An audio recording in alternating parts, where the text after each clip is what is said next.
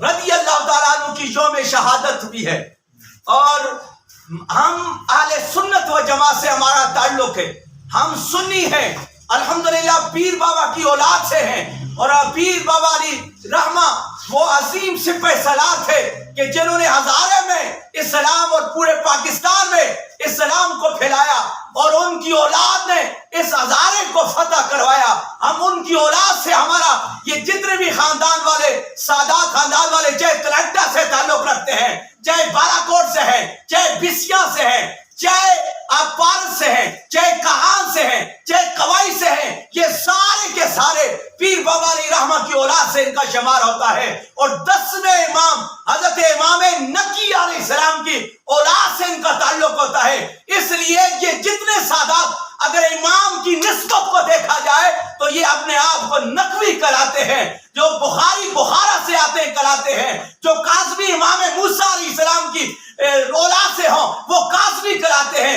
جو حسن عسکری کی اولاد سے ہو حسن عسکری کراتے ہیں، جو حضرت امام تقی علیہ السلام کی اولاد سے ہو وہ تقیسیت کراتے ہیں۔ اسی طرح کوئی حضرت امام جعفر صادق علیہ السلام کی اولاد سے ہو وہ جعفری کراتے ہیں۔ اسی طرح حضرت امام باقر علیہ السلام کی جو اولاد سے ہو وہ اپنے آپ کو باقری سید کراتے ہیں۔ اس لیے پریشان نہیں ہونا چاہیے کسی کو اگر کوئی سید اپنے اجداد کے ساتھ نسبت کا تعلق کو جوڑ دیتا ہے، کوئی یہ نہ کہے یہ اپنے اجداد کا ذکر کرتے کہیں یہ شیعہ تو نہیں ہو گیا۔ میں مزے کی بات حاجی صاحب، آپ کی بسیا میں چوک میں نے جب جنازہ پڑھایا تھا، وہاں محرم کا دن تھا، محرم کے ایام تھے، 8 محرم کو